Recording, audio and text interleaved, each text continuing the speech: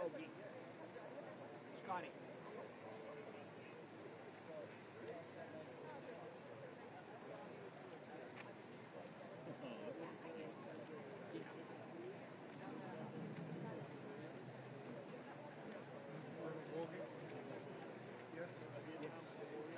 All second endings.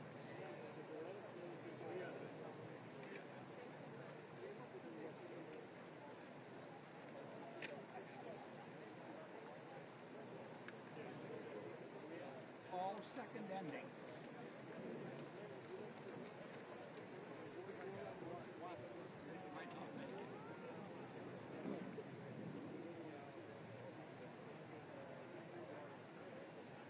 If we have a wind eruption, we'll just cut it off.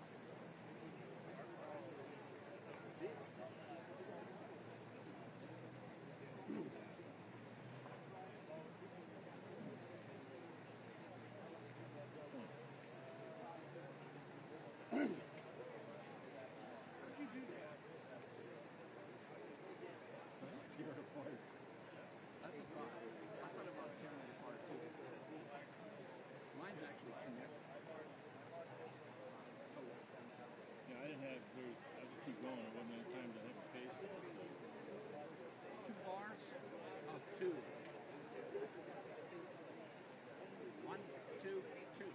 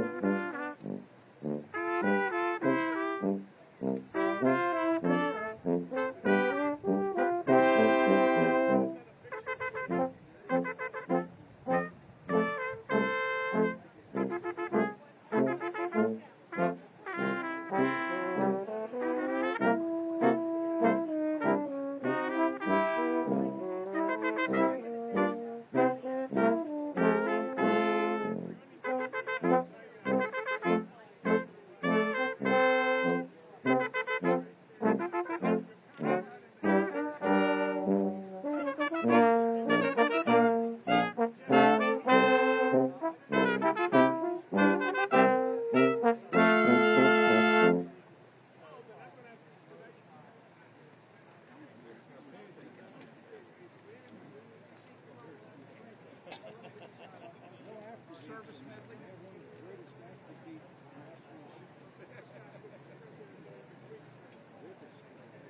It made me feel bad. I felt that too. It really going to waste. It's going to waste. That's right. Right.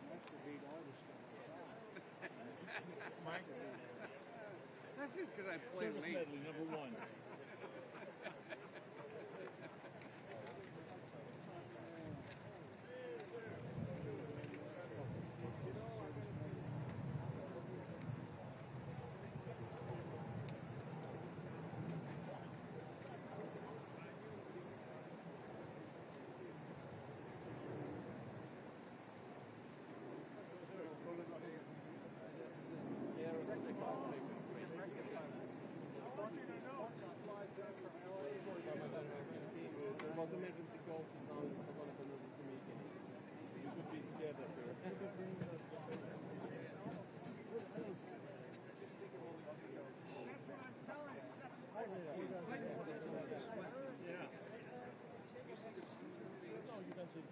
Yeah, that's about it. That's the last line. Okay, that's okay. That's pretty. Okay, I was thinking that one, and I was thinking, okay, sorry. I'll stay on your stuff. Well, actually, it's closer than I meant it to be. So. Ladies and gentlemen, please take your seats. Our program is about to begin.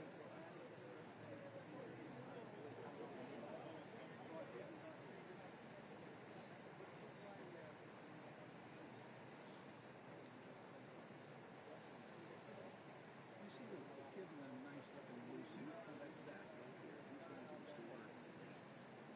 You know Space Force? Huh? Actually, Scotty has it, but I didn't put it in. Semper Supra? What? It's called Semper Supra. Space Force? Yeah. Two bars of two, everybody? 2 bars of 2? Yeah. On the last row. Yeah, it's changed. They're huge. Yeah.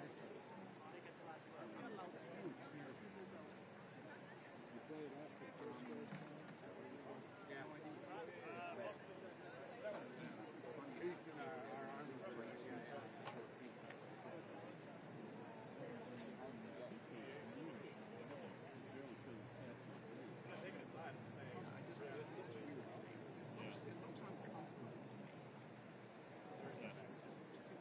We actually had a guy stand for the first time.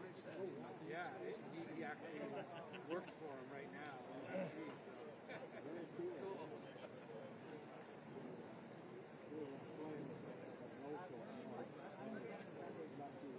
No, I don't think you got to worry about that.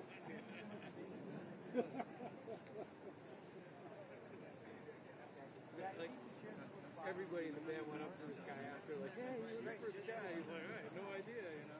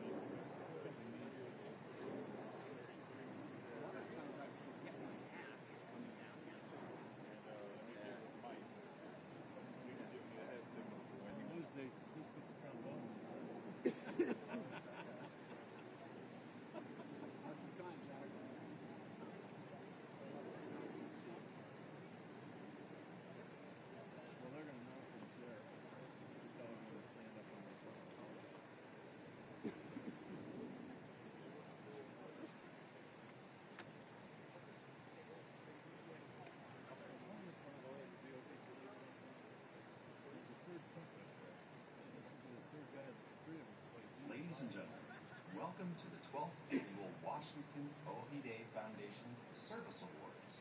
Please rise for the singing of the national anthems of Greece and the United States, sung by Sierra Militants.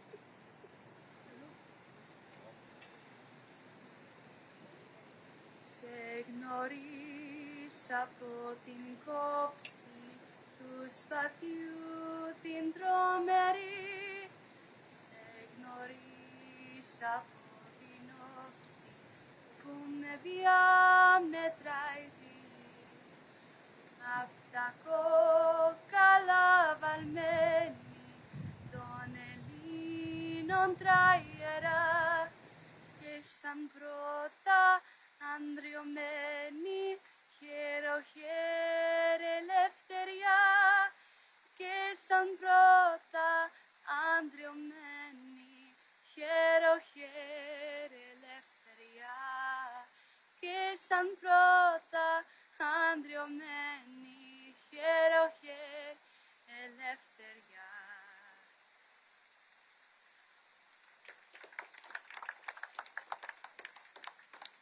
Oh, say, can you see by the dawn's early light what so proudly we hailed at the twilight's last gleaming, whose broad stripes and bright stars through the perilous fight o'er the ramparts we watched were so gallantly streaming, and the rockets' red glare, the bombs bursting in air, gave proof through the night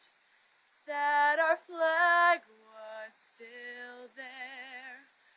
Oh, say, does that star-spangled banner yet wave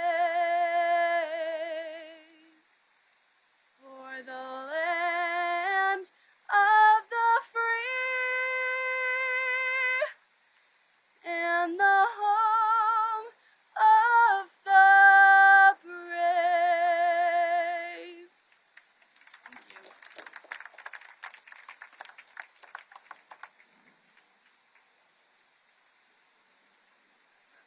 Prelude Brass Quintet, performed Armed Forces Band. For those in the audience who served or are serving our country, please feel free to stand when the song of your branch of the services is played.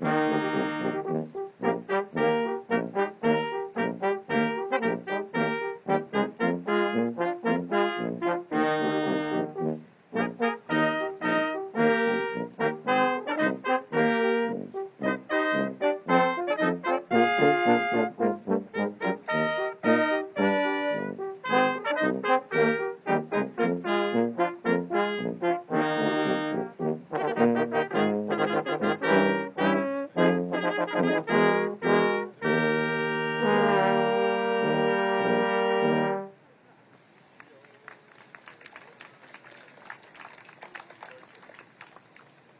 gentlemen, please welcome Washington Ohi Day Foundation Executive Director, Mike Manitos.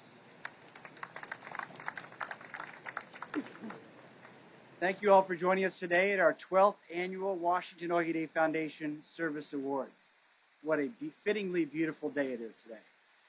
Before we pay tribute to these three remarkable veterans, we would like to take a moment to recognize a few people in the crowd who will not be participating in our program. First, we have last year's recipient of the Oxi Service Award, Vietnam veteran Pete Fergados. Pete?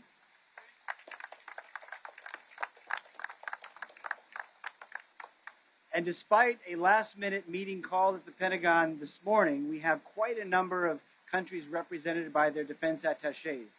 We have with us today Australia, Belgium, Brazil, China, Italy, Netherlands, Norway, Poland, and Romania, as well as over 15 personnel for the Greek military. And we'd also like to thank the Howard Armed Forces ROTC for joining us today. We'd also like to thank our sponsors who are in attendance, Calamos Investments and Hatsopoulos Family Foundation and Manitos and Manitos. And our Washington Ohi Day Foundation board member, someone who's been from us from day one of this 12-year journey, Leon Anders. Thank you all for being here. Thank you and enjoy the program.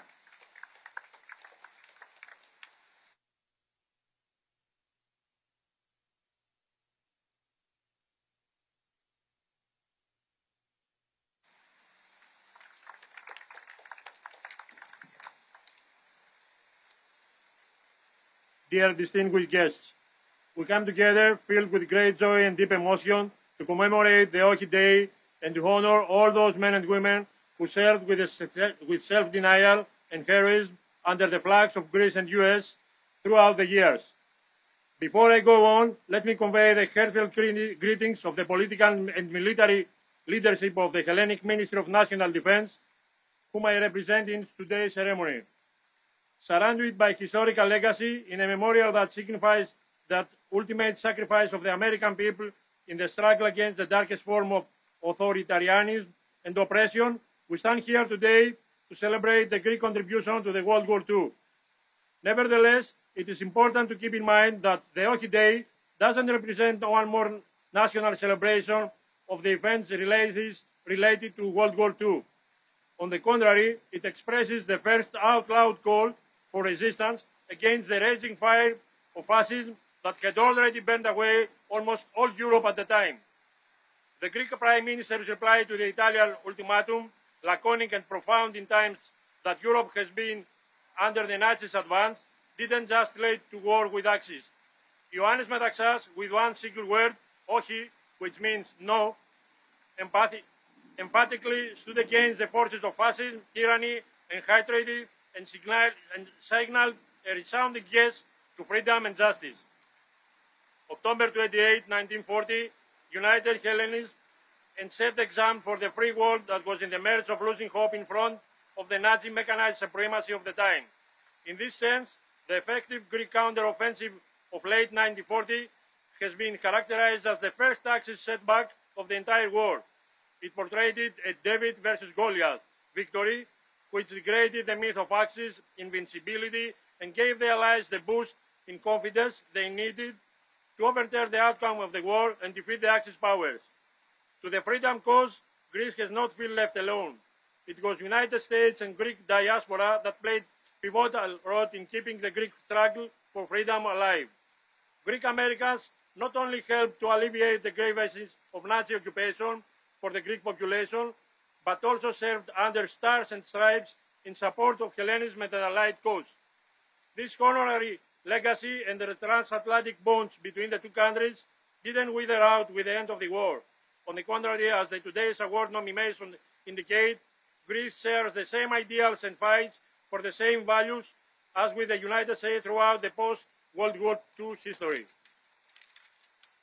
Greek Americans not only served honorably to Vietnam, Korea, and elsewhere, but also like Dr. Hatsopoulos, Colonel Jack Jacobs, and George Popas, that we honor today with the Oxi Service Award, contributed to the consolidation of the United States scientific and technological supremacy which shaped this modern liberal world.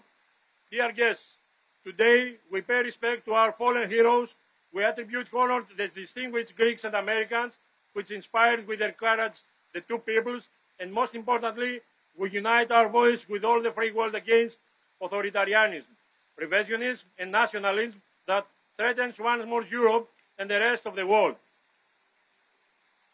Through our unequivocal support to the brave Ukrainian people, not only we remain on the right side of the history, but we also declare that stand ready to pay the price for freedom without reservations, indecisiveness, or hesitation, as a million of Greeks, Americans, and other allies did in the battlefields of the World War II.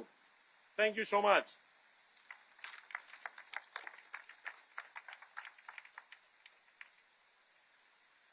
Well, we have as our next speaker someone who has done many firsts in this country.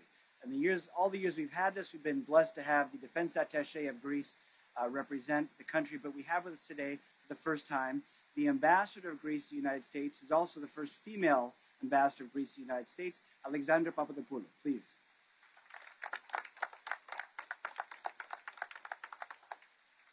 Thank you. It is an honor for me to be here today. Today we remember a very glorious chapter in Greek history when the Greek government and the Greek people said no to fascism and Nazism.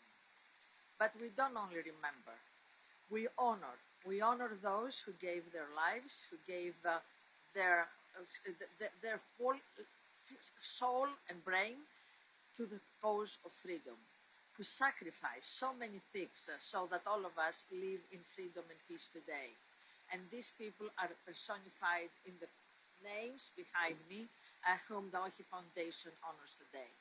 But above everything else, we give a commitment for the future. Because there is no point to remember the past and celebrate the heroes if we don't commit ourselves to continuing their work.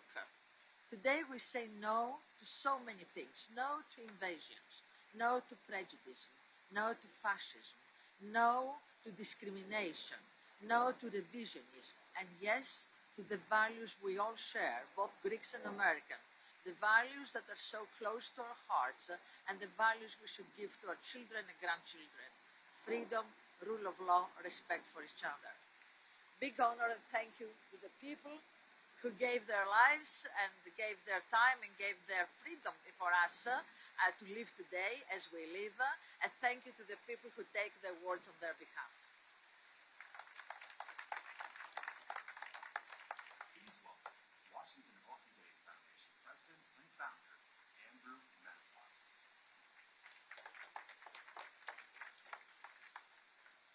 Thank you all for being here with us today. It's a very important day. And I must say that for most Americans, I don't think people in the service are really fully appreciated. And I do think that there are some ways that the proper appreciation can be understood. And one that I'd like to point out for those of you who may not be aware of it is on the other side of this fountain. There are 4,048 gold stars. In front of those stars are the words, "This is the price of freedom." Each of those stars represents 100 Americans who lost their life in World War II. It's just hard to imagine that many people giving their lives like that. But it's also hard to imagine what happened to their families.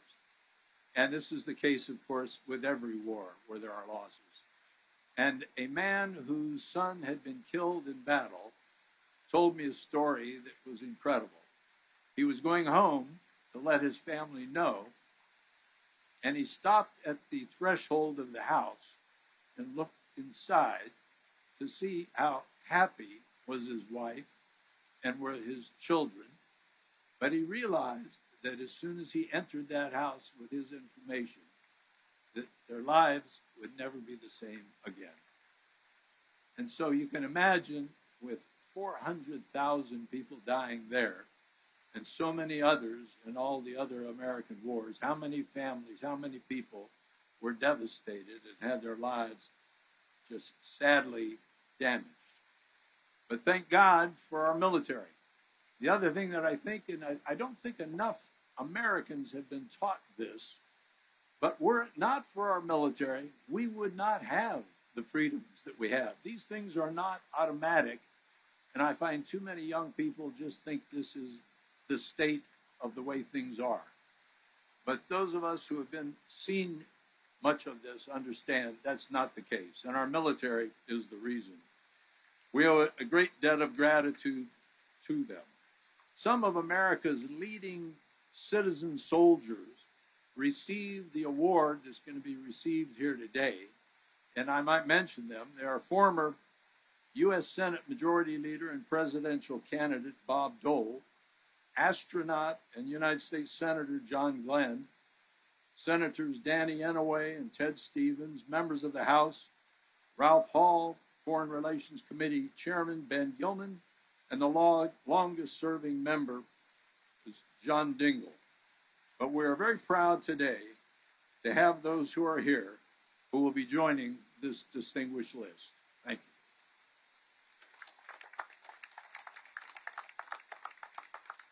Please welcome to present our first award, the Hatsopoulos S. Hatsopoulos Service Award, co-trustees of the Hatsopoulos S.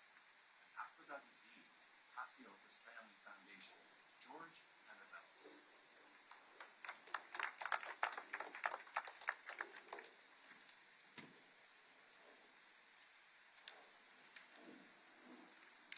Ladies and gentlemen, good afternoon.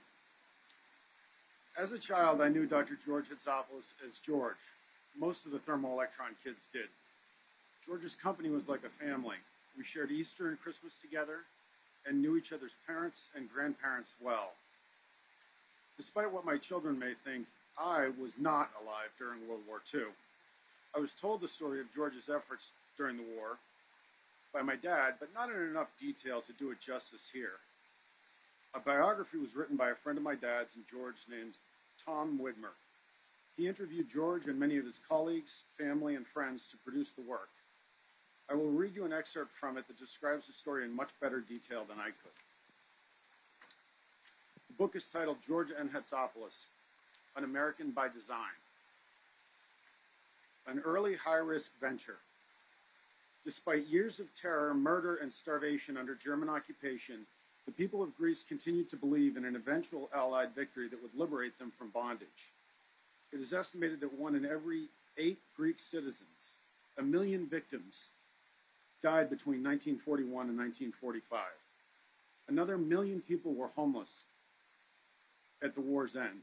More than 1,300 villages and towns had been razed to the ground both by the Germans and by communist insurgents seeking to take over Greece in the wake of Germany's withdrawal in the autumn of 1944. Upon occupying Greece in 1941, the Nazi authorities moved quickly to block all flow of information into the country. To accomplish this, they imposed a ban on radio receivers, except those that were locked to the frequency of local German propaganda stations. Anyone tampering with these sealed radios was subject to arrest and possible execution for subversive action against the occupation. Like most Greek households in Athens and other cities, the Hatsopoulos family had been forced to donate a portion of their home to provide quarters for German officers. 2 army lieutenants took over the living and dining rooms, thus squeezing George's family into the kitchen and 2 bedrooms. There was also a small basement space where George tinkered with various experiments to satisfy his growing curiosity about all things scientific. Just 14 years old when the occupation began, George decided to turn his technical skills toward the construction of a contraband radio receiver that could keep him informed about world events. In particular, he wanted to listen to the powerful shortwave radio transmissions from the British Broadcasting Corporation in order to monitor the war's progress. George's clandestine basement project somehow managed to escape the notice of the Germans living upstairs, though his parents would have been horrified at the risk of reprisal if it had been discovered. A German officer did visit George's primitive workshop once, but he went away unconcerned about this seemingly harmless teenage hobby. Word of his radio building venture eventually reached members of the Greek resistance forces. and they approached him with a request to build a transmitter. George explained that only a low-power device would be feasible given the limitations of the available materials. Since his new customers were only looking for a system to work over a range of 10 to 20 miles in their mountain hideaways, they immediately agreed to buy one of his yet-to-be-proven transmitters. Successful operation of this unit led to the purchase by guerrilla fighters of 2 more of these transmitters prior to the German withdrawal in the autumn of 1944. George's wartime venture into radios provided early evidence of strong entrepreneurial instincts that would become the hallmark of his future business achievements. In studying the workings of vacuum tubes, George had observed how electrons were transported from a heated cathode to a cool anode, a phenomenon that Edison had described during his experiments with filaments for the electric light. In particular, George noted in his journal that small electrical currents continued to flow even when the voltage across the electrodes had been removed. He speculated that such thermionic emissions could provide the basis for an innovative process to generate electricity. Instead of boiling water to drive a steam turbine, one might simply boil electrons from a hot surface, thereby converting heat directly into electricity without the need for any moving parts.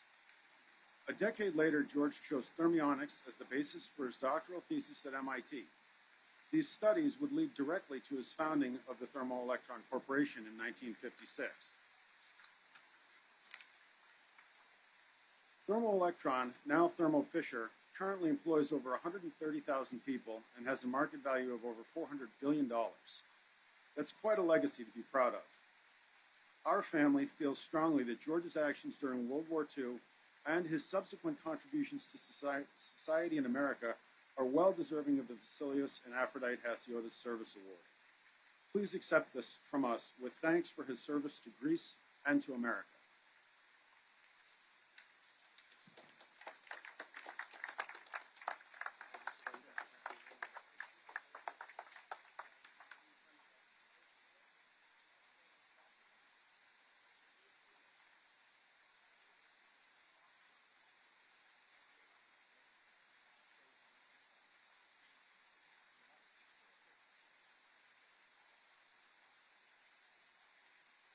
It's a great honor for me today to accept the Hatsopoulos Award given by the Oxi Foundation on behalf of my late husband, George Hatsopoulos. Now I would like to turn the mic over to our son, Nico, who will tell you about another military adventure of George. I want to tell you a little story about how my father became an American citizen. As a young child, he always wanted to come to America and become an American. That's always been his dream. So in 1948, he came to the States to study at MIT and got his bachelor's and master's there. And as he was preparing to start his PhD program in 1951, some overzealous recruiters from the U.S. Army issued a draft notice to him saying you need to report to Fort Dix for basic training. Now, in principle, of course, he didn't need to serve, right? He was not a U.S. citizen, but he played dumb. He thought maybe this might be an opportunity down the road to become a U.S. citizen. So he joined the basic training group at Fort Dix, learned some basic skills in military action, and everything was going fine. At one point, he did admit to the Army. He said, I'm actually not a U.S. citizen. They said, doesn't bother us. You're a great soldier. You will be a good soldier. You're training very well. Doesn't bother us. But it did bother the Immigration and Naturalization Service. And they came to the Army and said, you need to hand over George Hatsopoulos. The Army said, no way. So that began a dispute between, ultimately, I guess, the Departments of State and Departments of Defense. And it was going to go to court. Eventually, they agreed not to go to court, but he still had a visa, a student visa that was expiring, and so he had to renew his visa. So he left the country, spent some time on a World War II tanker going down South America. It's a long story, but he returned to the United States, and fortuitously, in 1953, when President Eisenhower became president, he had promised during the campaign that people, foreign nationals that had served with the U.S. Army, could become automatically citizens. And so that's how he became an American citizen. He didn't need to become a resident first. He went straight to citizenship because of this accident in which he served briefly in the U.S. Army. Thank you.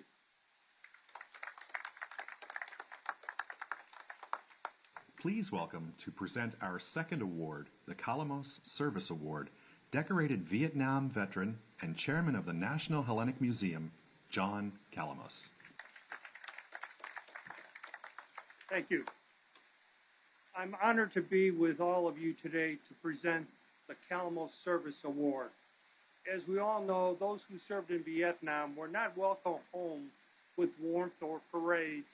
Instead of being thanked for their service to our country, they were often criticized and even disparaged, often by their own community, friends, and family. Nothing can take back the pain of these difficult homecomings, but each day gives us the opportunity to revisit history and do better. In the case of Vietnam veterans, it means acknowledging the great sacrifices and bravery of those who served. As chairman of the National Hellenic Museum, I would like to thank the Oxi Foundation for partnering with us to capture and preserve the oral histories of heroes like today's honoree, Colonel Jack Jacobs. Together, the National Hellenic Museum and Oxi Foundation will ensure that our veterans are not forgotten. Their stories will be available to educate and inspire future generations. The Kalamos Service Award celebrates the Hellenic values of civic responsibility and service, so aptly demonstrated by the U.S. Army veteran Colonel Jack Jacobs. Jack Jacobs served as a platoon leader in the 82 Airborne Division, an executive officer in the 7th Infantry Division, and commanded the 4th Battalion, 10th Infantry in Panama. He served in Vietnam twice, both times as an advisor to Vietnamese infantry battalions, earning 3 Bronze Stars, 2 Silver Stars, and the Medal of Honor, the nation's highest combat decoration. Following our military careers, Colonel Jacobs and I both forged our own path in the investment industry. After retiring from the military in 1987, he founded the Auto Finance Group, one of the first firms to pioneering securitization of debt instruments, and became a managing director of Bankers Trust, where he ran foreign exchange options worldwide and was a partner in institutional hedge business, among other pursuits. I wouldn't be surprised if unknowingly we crossed paths over those years. For his service, sacrifice, shared passion in investment industry, and more importantly, lifelong embodiment of the best of our military community, I am honored to present Colonel Jack Jacobs with the Kalamos Service Award.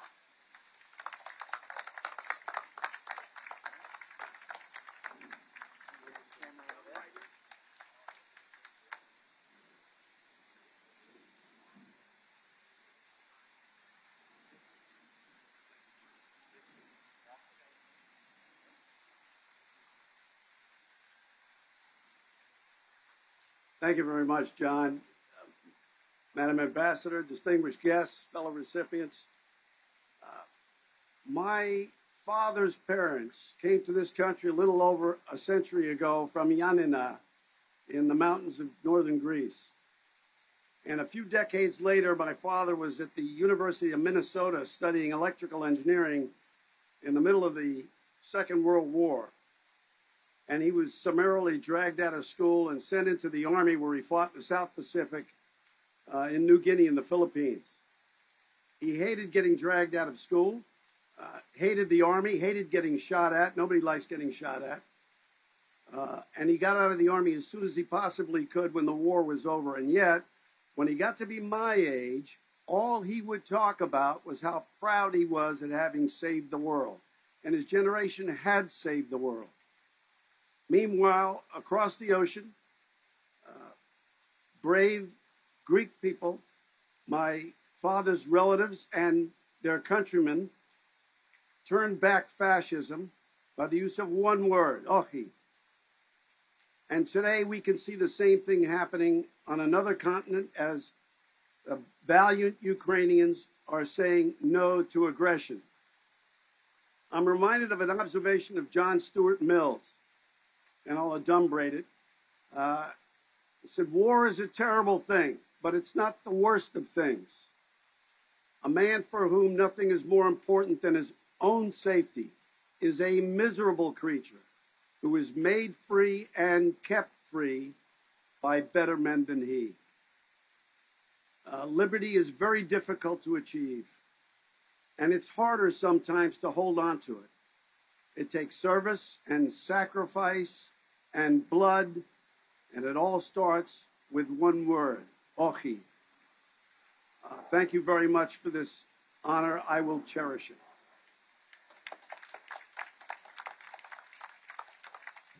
Please welcome for our final award, Washington Oxi Day Foundation Executive Director, Mike Manitas.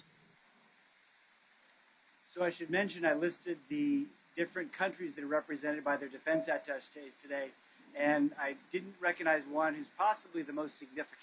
All of us, every morning we turn on the news, we see the latest in the war that's got everyone in the world consumed, and that's the war in Ukraine. We have representing the defense attaché of Ukraine here. Thank you very much for being with us today. It's an honor. So the recipient of our final award, the 2022 Oxi Service Award, is George Popas. As a teenager, he also fought during World War II in Greece in the resistance against the Nazis. He then came to the United States and served in the U.S. Army during the Korean War. While he's unable to travel to join us today, he sent his son to represent him. Well, the son of George Popas is none other than the highest Greek American ranking in the U.S. military and one of only 17 four-star generals in the U.S. Army. We've been honored to have him as our keynote speaker twice, and we are thrilled to have him back here a third time, but this time to present the service award to his father. Ladies and gentlemen, please welcome the Commanding General of the United States Army Forces, General Andrew Popas.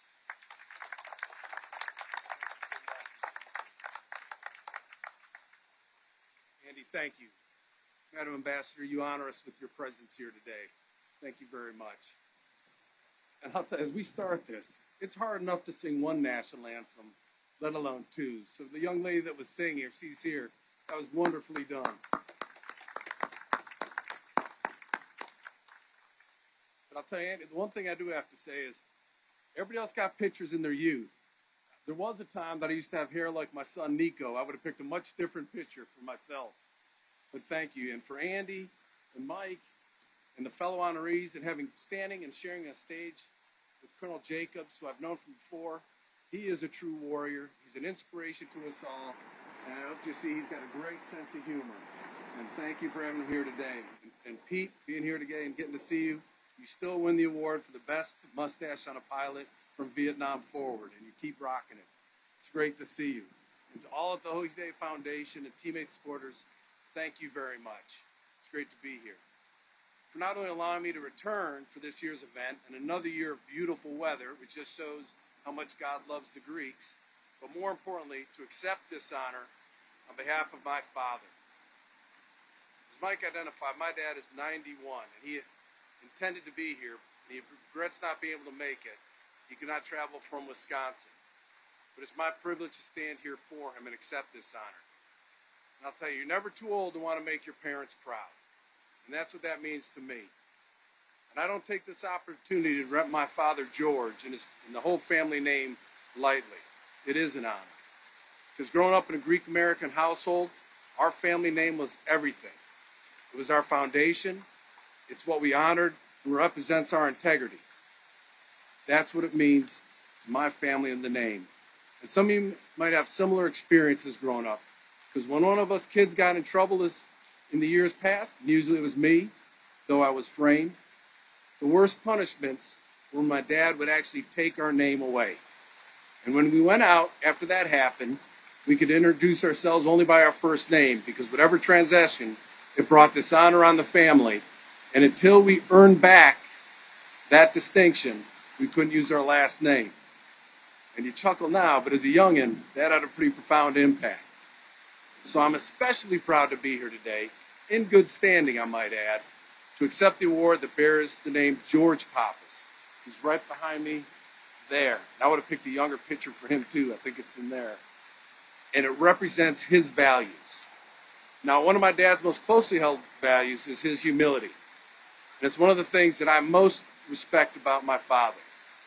And if he were here standing right now today, the first thing he'd tell you is that he has no business being on this stage with people in the same breath as a Medal of Honor recipient or a world-renowned mechanical engineer. Colonel Jacobs and Daphne and Nico, thank you. Thank you for sharing your stories, letting my father share the stage with you. Ever humble, my father would tell you that he's no hero. He merely enjoyed the simple life, working hard in service to others, and by making the most of the opportunities that he was provided, that he was given. And he owes it all really, initially, to a local butcher in Patras, Greece. You see, the story began, as we just identified, with Ohi Day in 1940. Madam Ambassador, nobody put it more eloquently or passionately as you did last evening. And it went on for 4 years. Those were 4 hard-fought and bloody years.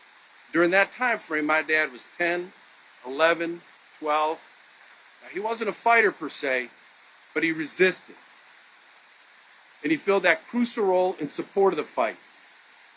He pointed anti-Nazi slogans. He passed out flyers to bolster the community resistance. He ran supplies, stole from the Germans, pushed intel up into the resistance fighters in the mountains itself. And it brings me back to the story of the butcher, because he was the only one remotely equipped as the medic on the day that my father was shot. When he had, in the mountains while running supplies, the Germans caught him, and as he ran away, he was shot. But I want you to imagine that in the 1940s, in a remote location up in the hills north of Patras. You're not even a teenager. There's a bullet lodged in your body, you're bleeding, and your friends take you to the town butcher because you couldn't go to the doctor at the time when you're wounded. He was being watched. Now, while the butcher at the time lacked any type of anesthetic, he had sharp knives, and he actually could cut cleanly. But my father knew that his Greek brothers and sisters, committed to one another through Philotimo and the full community, would pull through and save his life. And they did. I wouldn't be here. And they also pulled through for Greece and the entire free world by their commitment, resisting Nazi oppression until the German withdrawal in 1944.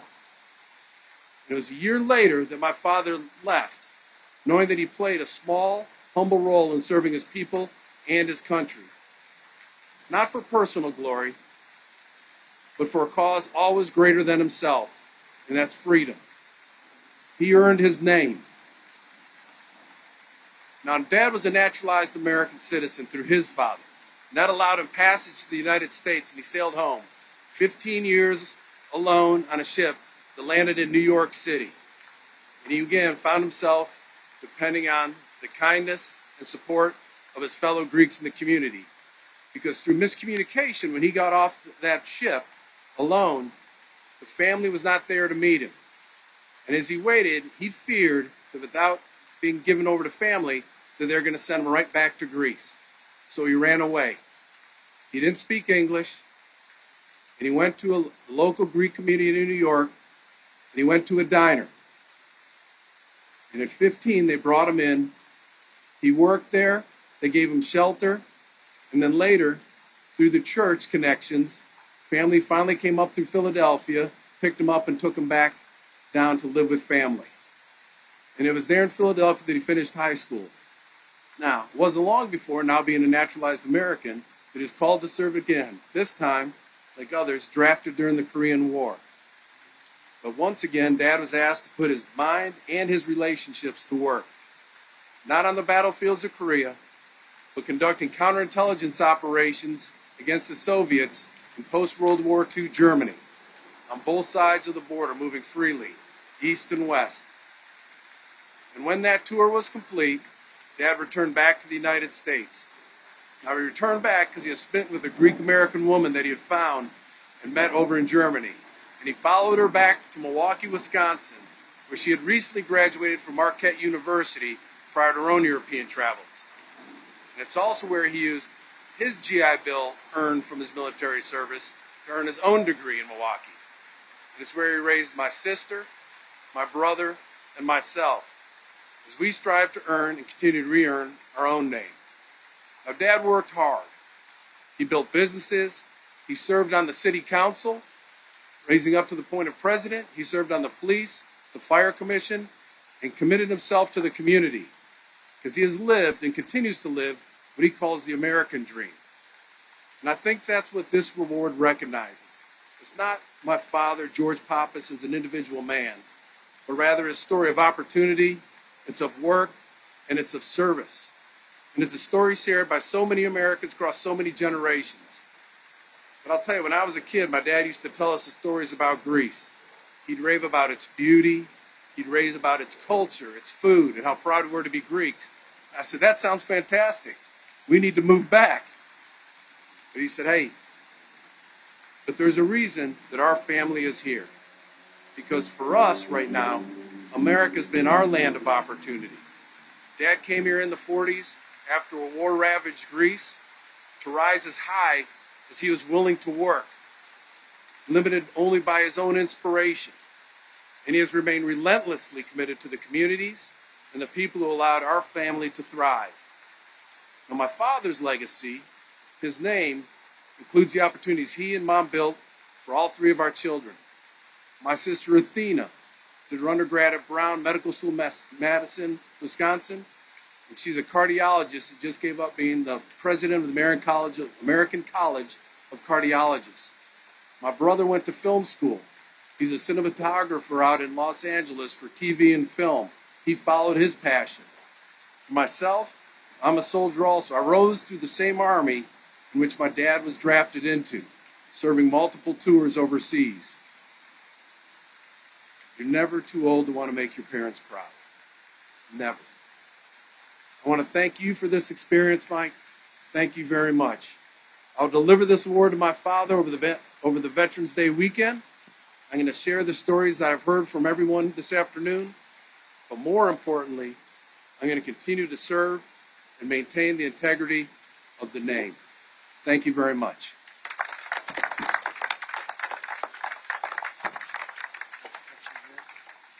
Where do you want us?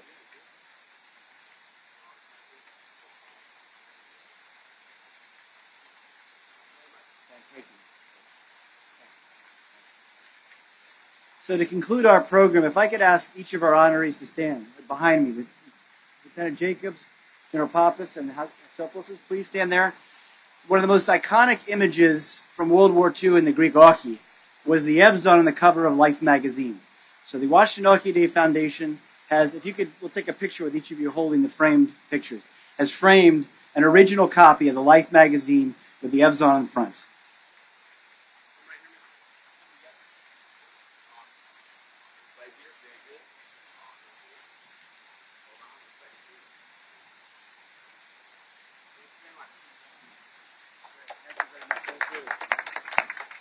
Ladies and gentlemen, thank you again for being with us. Thank you for those that serve. Thank you for your service. We look forward to seeing some of you tonight. Have a wonderful afternoon.